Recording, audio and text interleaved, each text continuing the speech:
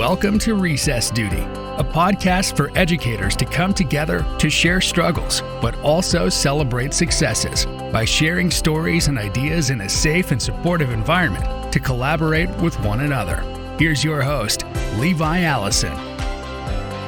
Hey everyone, this is Recess Duty with your host, Levi Allison, and today we're talking with IB educator and leader, Michelle Simpson. We'll be discussing their journey and experience in education. Thank you so much for joining us, Michelle. How are you doing today? Hi, Levi. I'm doing well, thank you. And nice to see you again. Absolutely. We were just sharing about how we met, 3-4 years ago at like an IB little workshop in Shanghai. Yeah. You came all the way from Oman. I came across the street. Yeah. Now I'm in Korea. Tell everybody where you are and a little bit about yourself. Great. Well, I'm back in New Zealand now, Levi. I obviously was in Oman and I was there for 7 years as the primary principal. And I decided I needed to finish my master's in educational leadership. So I came back to New Zealand for a year off. I guess that I was quite lucky because that coincided with the COVID pandemic. You know, it just so happened that I was coming back to New Zealand anyway. So it's been a good year for me to study and not have the pressure of working at the same time. I'm doing a little bit of other work on the side, some relieving and some concept-based math planning. And yeah, I finished my master's last week and now I'm just enjoying all that New Zealand has to offer. Oh my gosh, congratulations. That's amazing.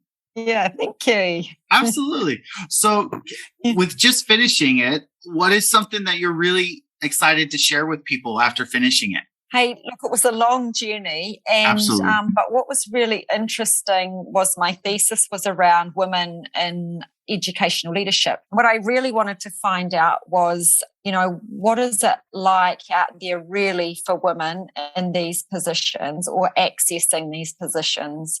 Mm-hmm. And while I looked at it through the lens of Australia and New Zealand, a lot of the research was garnered from around the world. You know, it just gave me some insights into the struggles that women have in terms of accessing senior leadership, i.e. principalships or heads of schools, and what women can do to help each other, you know, to navigate these barriers.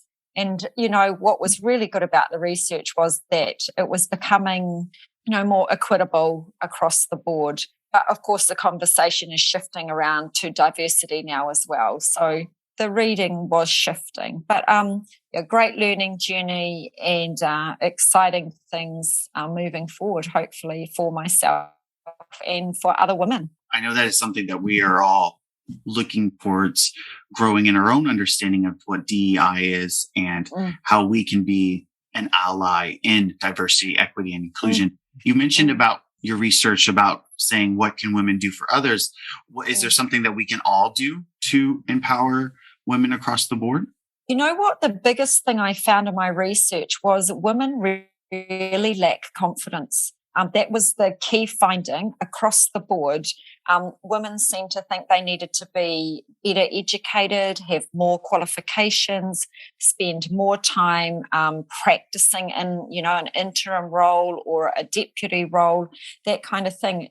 And so I think the biggest thing that I found was having supportive mentors.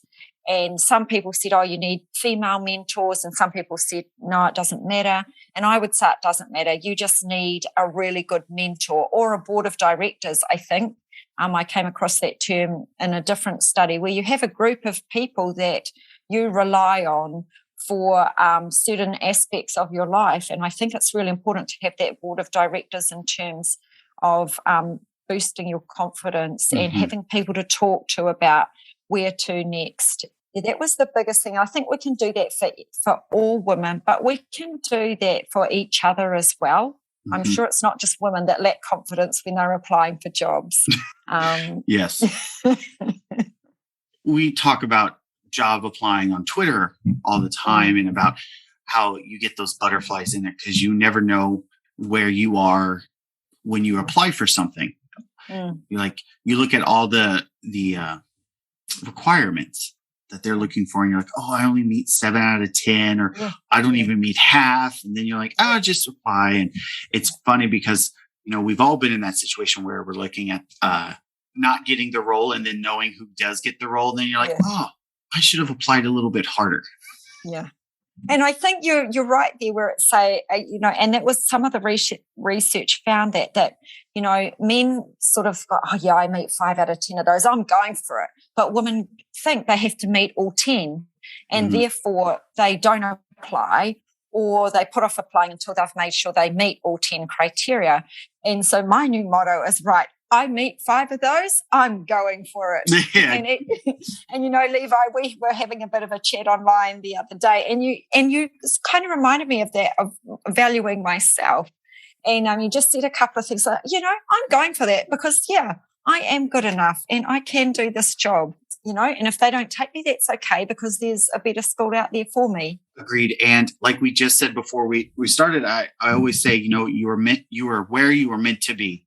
And if you didn't get this job, it's going to be another job. And Michelle, again, like with one IB course, I was like, obviously, this is a great leader. You know exactly, you know how to lead culture. You know how to change culture effectively and responsibly and positively. And it's just apparent, what you shared on LinkedIn and your conversations across the last few years. It's been amazing. Can you talk to us about, I know previous school where you were changing culture and stuff, and how do we shift mindsets? How do we shift a culture into becoming more diverse, equitable, and inclusive? I think it's not easy, is what I will say. I don't think it's easy. I think that people are more aware now, though. And because that is, like I said, when I was doing my research, that's what I'd found. The conversation has shifted to diversity. And you see that in job applications now, that people are, they are promoting a more diverse work environment. They're looking for more diverse range of people to hire and to be involved in their institutions. So I think that the topic is becoming more prevalent, and therefore I hope that will help the shift in culture. But shift in culture takes time. Your structural changes can happen really quickly, but your cultural changes happen slowly. And you have to move slowly to change culture.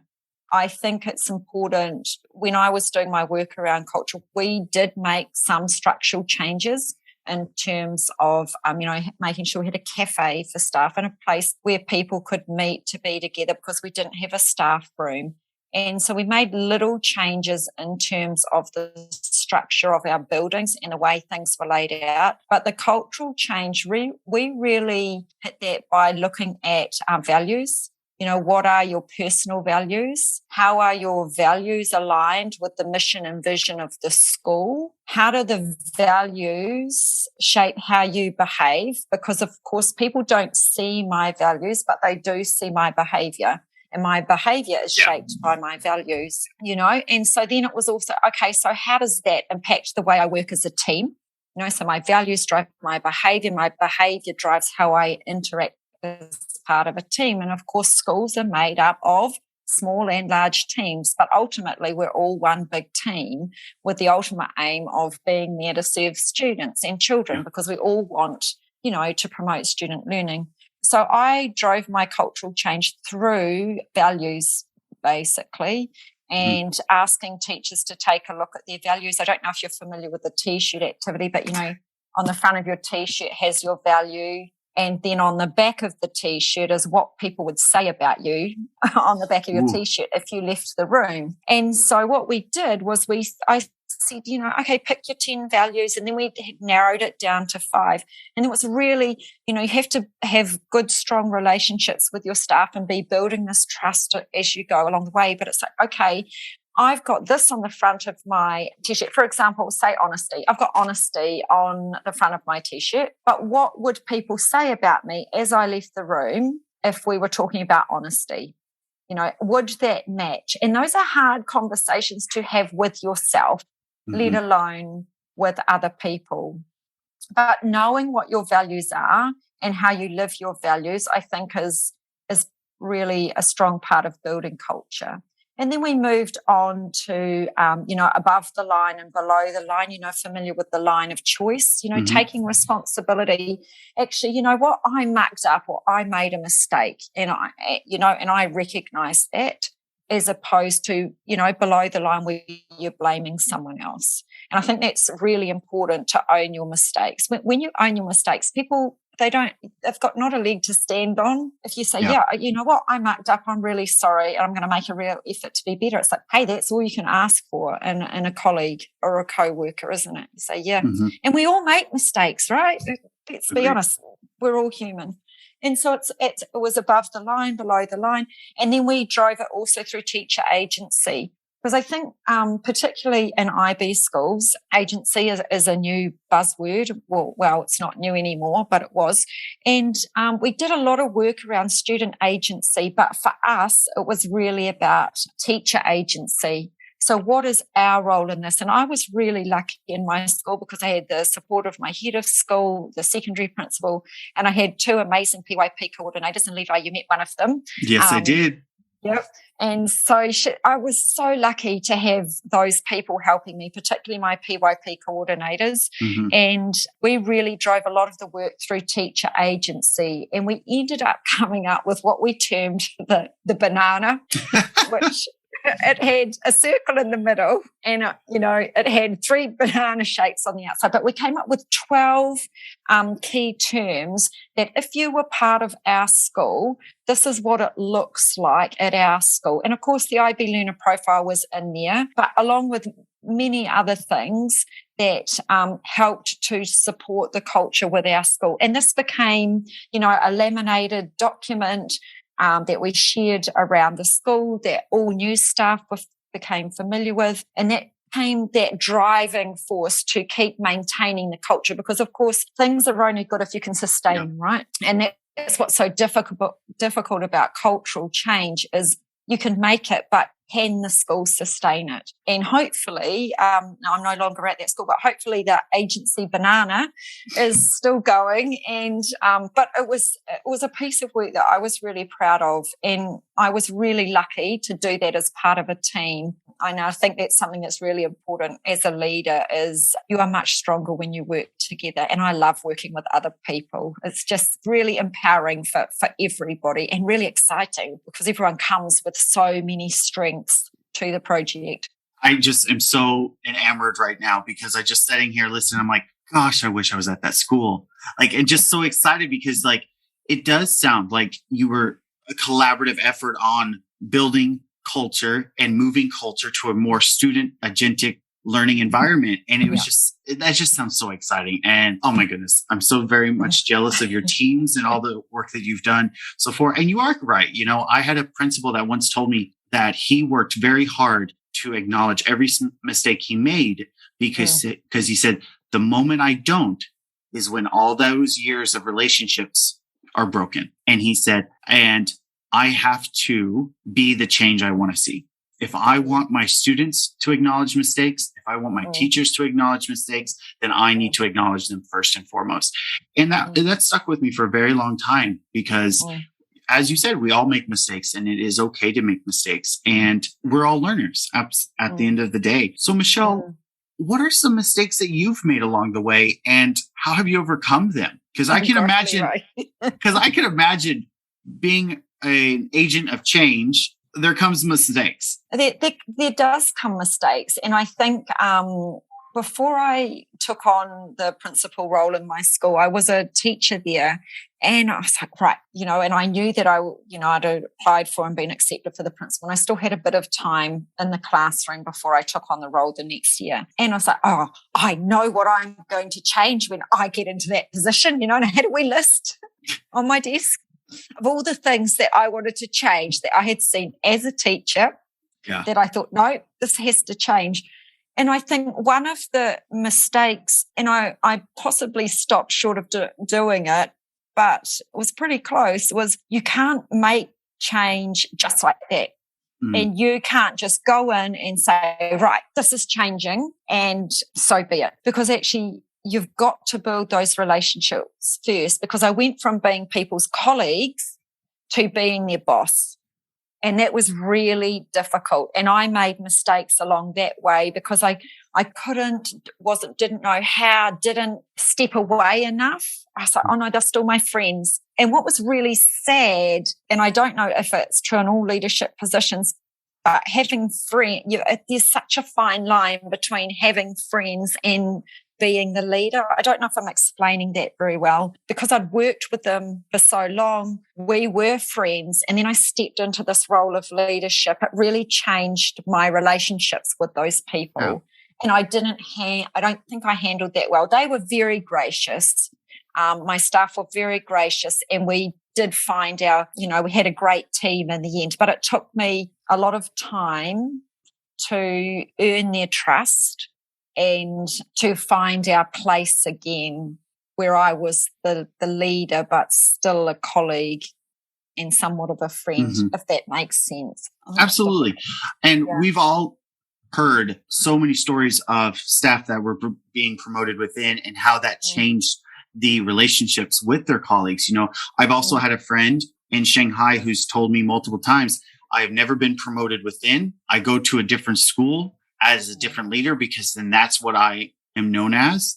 I don't have to worry about, quote unquote, changing how I act. This is just me. This is the role I'm in. And, having heard similar stories just like yourself, it is really tough. I can imagine it is very tough. I've never experienced that, but I can imagine that is really tough to go from this colleague friend situation to a very more of a leader or boss situation. So that would be. And I think trust is a big one there, because I think it becomes different who you can trust when you're in that leadership position, So I probably made some mistakes along the way in that. And of course, as a leader, if you want to seek change, you have to take risks, right?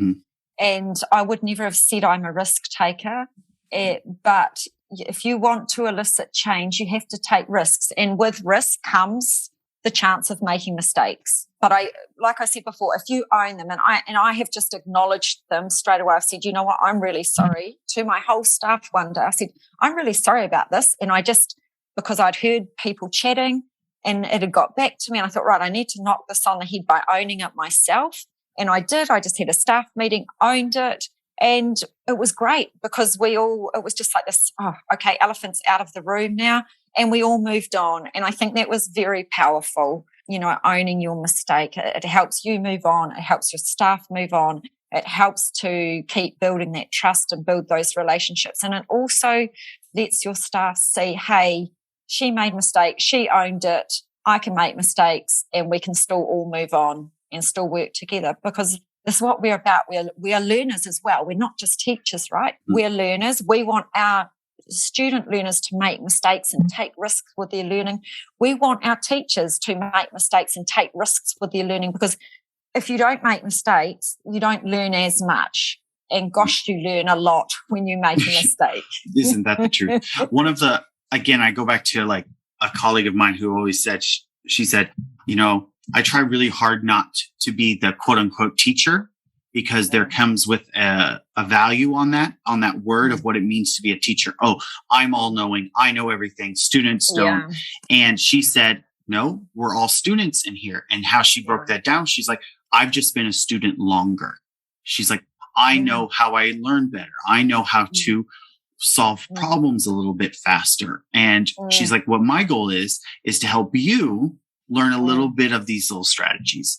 And I will tell you what, I have never seen such relationships with students and teachers as that class, because I truly believed in that little classroom, they had a culture of trust and knowing that they could make mistakes, that they were all learners. There was going to be no judgment from anyone. And that is something that I try to do. I don't know if I do it as well as she did, but it is something I definitely aim for across the board. Well, practice makes perfect. You know what they say. Oh, being a musician, I have heard that more times than not. So, Michelle, what is something you wish you would have known before you started being a teacher or a leader? Wow, I'm not sure. I think I'm glad I didn't know how difficult it would be, because I might not have taken it on. And what I wish I'd known. Gosh, I don't know, Levi. That's a tricky one. I probably wish I had more confidence in myself, more belief in myself, more trust in myself. I was lucky, like I said, I had really supportive PYP coordinators who really trusted me and they really helped. I don't know, Levi. I can't answer That's okay. that question. I'm sorry. Don't be sorry. I'll think about it at 2 a.m. this morning and I'll be, that's it. No worries. I always think I don't have the most experience. I don't. But I always think, what do I wish I would have told Mr. Levi on that first day of school? And honestly, I always go back and I don't remember the class. I don't remember the lesson, but I just remember how horribly, horribly painful my feet felt. Better shoes. Better shoes. I wish I would have told younger Mr. Levi, wear better shoes or wear tennis shoes. I don't remember the lesson. I don't remember the kids on that very first day, but I definitely remember, my gosh, my feet hurt. So those shoes went to the trash. Quickly. You know what I've got it, Levi. You know what I would have wished I'd told my younger self is you need to smile more and relax and enjoy the journey. But smile more, relax and enjoy. Oh, no.